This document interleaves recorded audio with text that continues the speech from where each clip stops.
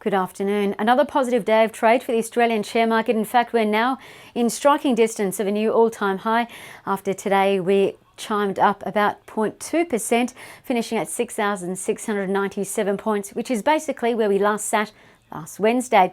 But it's important to note the last quarter is in fact a stellar outperformer for the market, outperforming in fact 80% of the time over the last 10 years. So we're expecting a strong finish for the rest of the year. Trading volume today was light, of course, as we had the race that stops the nation, which is why we didn't rise as much as the futures suggested from the get-go. The market was driven higher today thanks to another fresh record high over in the US. We saw the Dow rise 0.3% along with the top 500 or the S&P 500 rising on the back of fresh trade optimism. In terms of the sectors today, energy was the leader today, rising up about 0.9% as the oil price rallied overnight. Whitehaven Coal, a standout, up the most in the energy sector, rising about 2%, and it closed at $3.39. Bell Potter's price target is $4.80 and Credit Suisse targets $4.10. Really, with a lot of companies saying as Whitehaven Coal is waiting for two key projects to come on, it will add quite a lot of value. Macquarie in fact says the two projects are catalysts for further share price movement, and the two projects will almost double Whitehaven's production over the next decade. So watch and wait and see what happens in this space.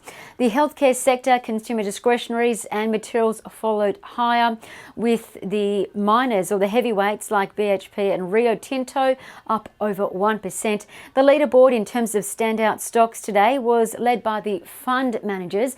Magellan up the most, over 3%. Janus Henderson, also another shiner. Their shares hit a 6-month high, while Pendle shares hit a month high as investors really seek out those value style companies. On the economic news front, rates ho-hum were of course held on hold at 0.75% as expected.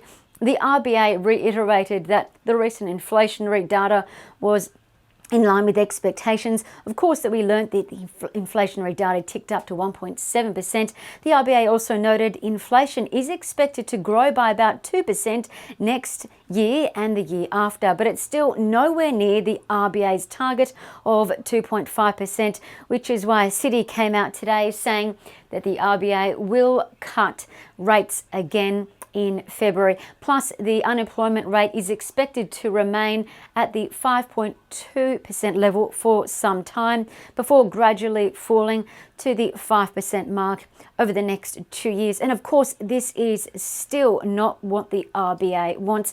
Plus, the RBA flagged that wage growth will remain subdued and it's expected to remain low for some time. Earlier today, we also learnt the services sector moved up the curve further into expansionary phase, quashing those slowdown fears. On the commodity front, the gold price slipped in our session, which is why we saw gold miners like Newcrest, St Barbara and Resolute fall slightly, while the oil price dipped today also in our session, and it fell to $56.52 on OPEC cut doubts, while the Australian dollar is back to where it traded at July levels. It's now at 69.03 US cents.